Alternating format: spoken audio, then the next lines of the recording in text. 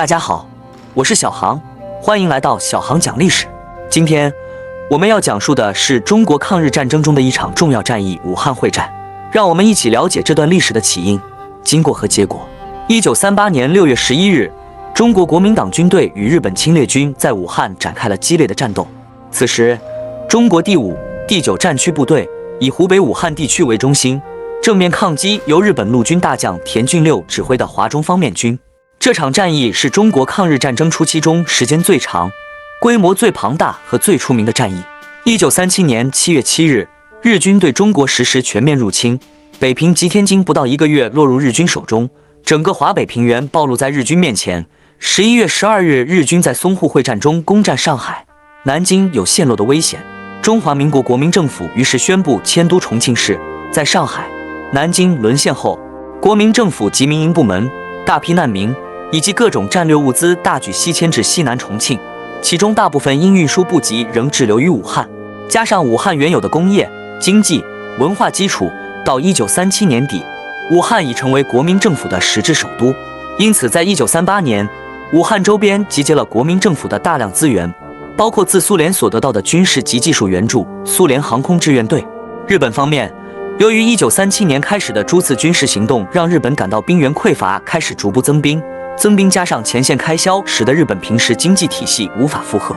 军费的开销迫使近卫文麿于1938年改组内阁，并于同年5月5日发布国家总动员法。日本自此正式进入战时经济体制。战时经济体制的推行虽然减缓了日本财政破产的速度，但是长久下去并非办法。加上对苏联军事实力的顾虑，日方急于在短期内迅速逼垮国民政府，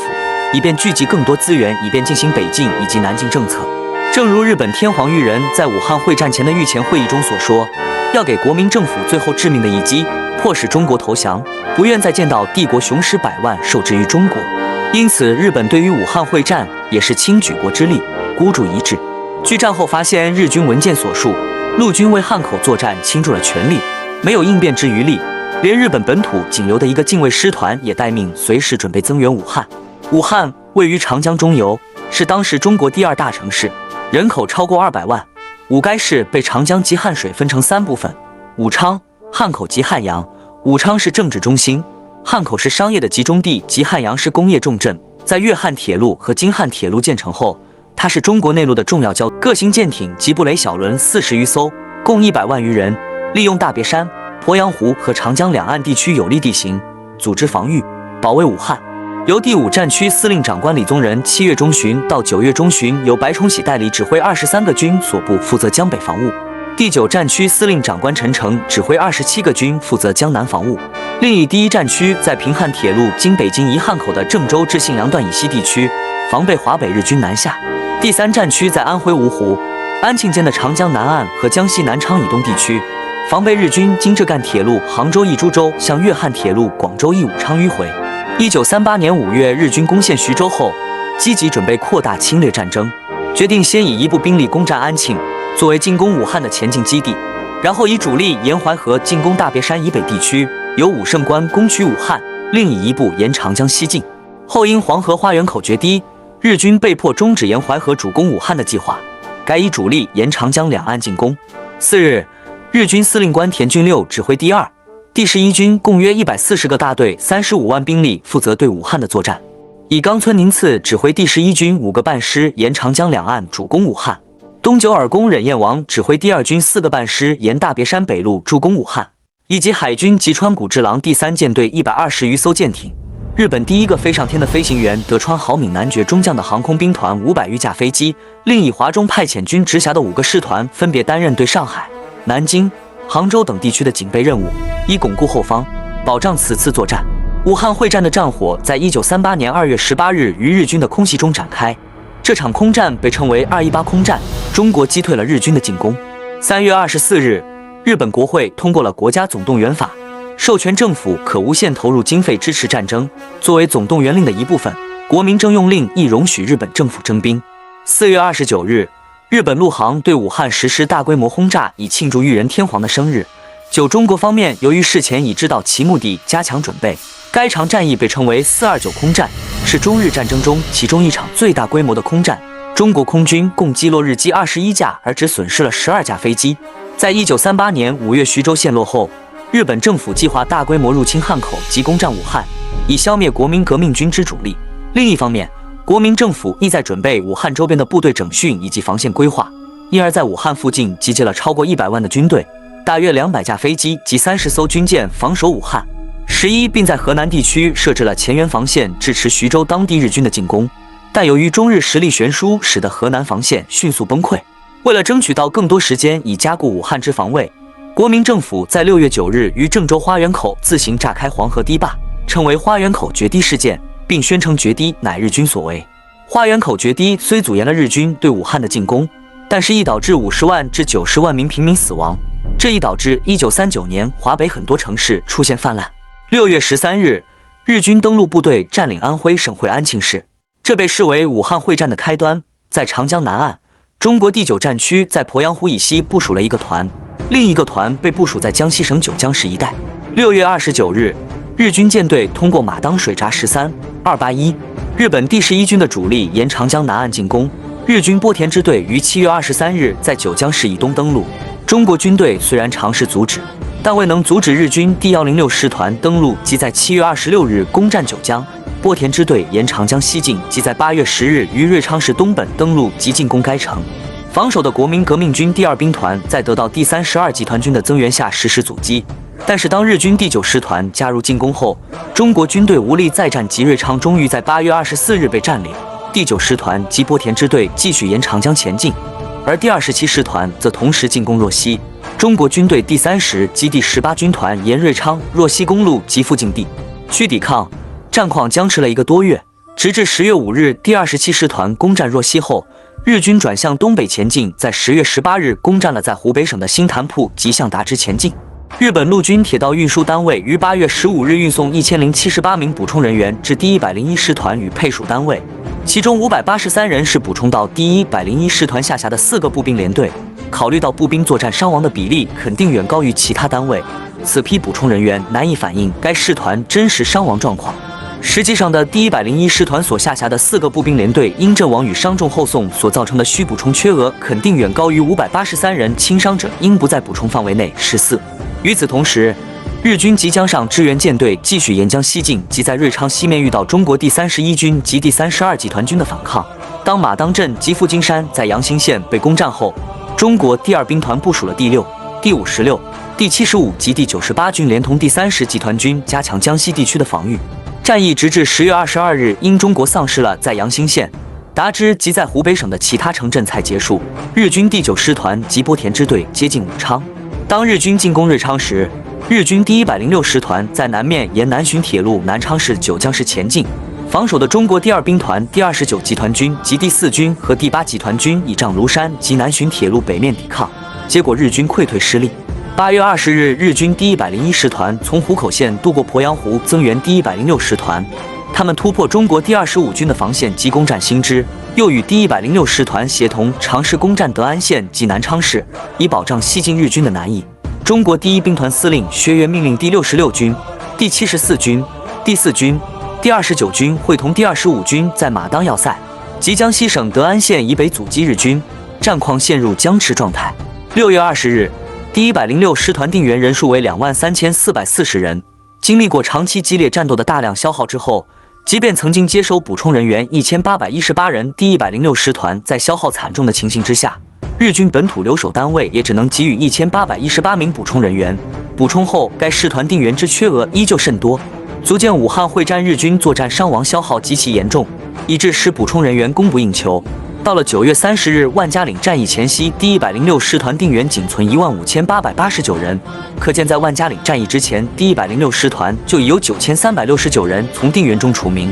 这9369名第106师团定员除名者，很有可能绝大多数是因为战死与伤重后送回国而被除名，轻伤线的住院与伤病康复归队者应不包括在内。接近9月底，日军第106师团以4个连队的兵力迂回至德安县以西的万家岭地区。薛岳命令第4军、第66军及第77军侧击日军。日军第27师团试图增援，但被埋伏在万家岭以西百岁街的中国第32军军长商震阻击， 10月7日，中国军队实施最后总攻击，以包围日军。激战持续了3天，日军第106师团突围147联队反复争夺张古山阵地日军106师团部所在地附近唯一制高点，最终被国军攻克。10月10日，由于遭到孤立及缺乏补给，日军第106师团由于有部分兵力驻守九江，实际参战人数约13000人，以及前来援救的第101师团、第27师团、第9师团4个师团遭受重创，而且在武汉会战中投入的青木、池田、木岛、金田4个旅团在包围圈被歼灭，并且丧失指挥作战能力，所以紧急空投数百名军官。4个师团最后仅约略1500残部兵力突围逃出。中国方面史称万家岭大捷。根据日军第106师团在10月20日提出的人马限员表，至该日第106师团定员从9月30日的15889人下降至12890人，配属部队则从9月30日的3148人下降至10月20日的2806人，总计定员下降了341人18。而第106师团的2700名补充人员则在万家岭战役前的9月下旬抵达九江，并与第106野炮兵联队一同于10月2日出发，并于10月7日抵达若溪，准备追击师团主力。第106师团在万家岭战役结束后的10月20日至31月期间接收此批人数为700名的补充人员19。然10月31日，第106师团的人马限员表却显示该师团人数为12425人，比10月20日反而下降了465人。在山东，时有3-1000名流动部队打进济南城，坚守几天。游击队短时间占领烟台、常州以东到上海一带是忠义救国军控制，名义上司令官是戴笠，在上海郊区和黄浦江对岸一带游击，由青帮和洪门组成，暗杀间谍和汉奸，牺牲100多人。8月13日，忠义救国军潜入日军虹桥机场，升起一面中国国旗。13、268到269。在长江以北，日军第6师团在7月24日自安庆突破了中国第31及第68军的防线，在8月3日攻占太湖县、宿松县及黄梅县，属于湖北省。当日军继续西进后，中国第5战区第4兵团部署兵力在广济、湖北及田家镇以迎击日军。第11集团军及第68军被命令在黄梅县布置防线，而第21集团军、第26军及第29集团军向南移动以侧击日军。中国军队在8月27日收复太湖县及8月28日收复宿松县城，但8月30日日军增援，第11集团军及第68军发动的反攻不成功，他们后撤至广济，连同第26、第86及第55军抵抗日军。第4兵团命令第21集团军及第29集团军从黄梅东北侧击日军，但未能阻止日军前进。9月6日，广济失陷。9月8日，第4兵团反攻收复广济。9月8日，武穴失陷，日军之后包围田家镇要塞。第4兵团利用第2军增援第87军防守要塞，即以第26、第48及第86军协同侧击日军。但是面对拥有强大火力和丰富作战经验的日军，遭遇巨大伤亡。然日军死伤也极其惨重。根据日方战后出版的部队史记录，仅第6师团下辖之第13步兵联队就在田家镇攻防战死伤3000多人，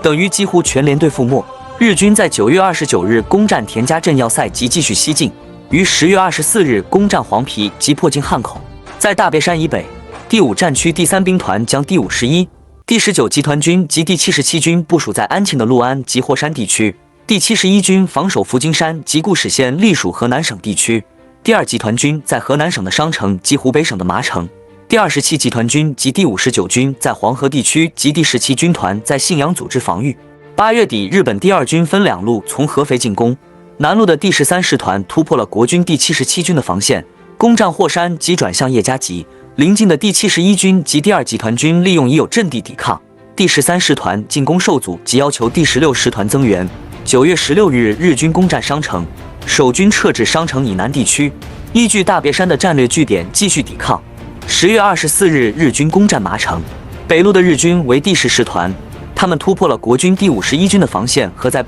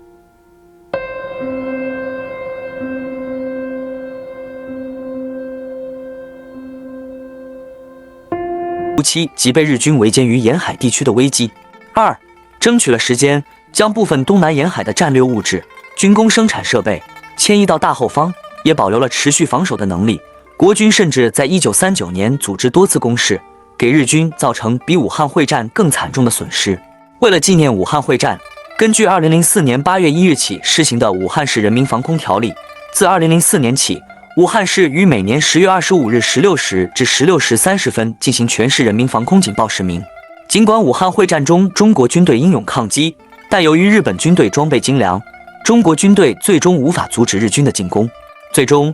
武汉在沦陷前夕，中国军队被迫撤出武汉，标志着这场战役的失败。但武汉会战也展示了中国军民的顽强抗战精神，为中国抗日战争的后续发展奠定了重要基础。小航结语：武汉会战是中国抗日战争中的一座丰碑，虽然最终失败，但中国人民的抗战精神将永远铭记在历史长河之中。让我们向那些为国家和民族英勇抗战的先烈致敬，珍惜和平。感谢大家观看本期节目，如果喜欢，请点赞并订阅我们的频道，我们下期再见。